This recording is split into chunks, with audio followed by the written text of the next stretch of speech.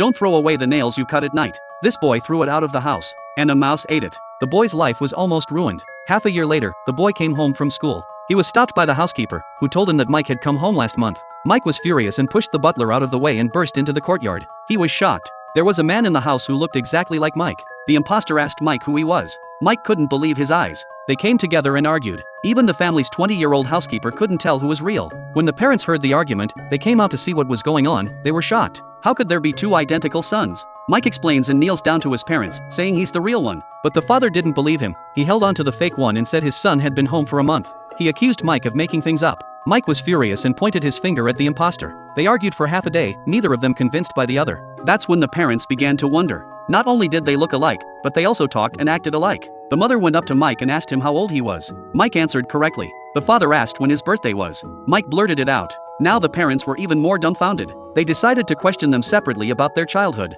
Father questioned Mike. The mother questioned the fake Mike. After a few moments, both parents said the other was right. At that moment, the mother suddenly asked what they had eaten last Saturday. Mike was dumbfounded. How could he know if he hadn't come home? Fake Mike answered correctly. Mike was disillusioned. His father called him a liar. Aggrieved, Mike tried to explain. Despite Mike's pleas, his father ordered the butler to drag him out of the house. Mike screamed, but it didn't help. The butler threw him out the door. Mike never imagined he'd return from 6 months of schooling in such a sorry state. He left with the donkey in his hand. A few moments later, Mike came to a cliff and asked the gods why they were so unfair. All he wanted to do was study hard and honor his parents. What was wrong with that? But now he couldn't go home, he couldn't call his father. Mike weeps and looks up to the sky and sighs at the injustice of his fate. He turned around to say goodbye to his beloved donkey. Then he leapt off the cliff.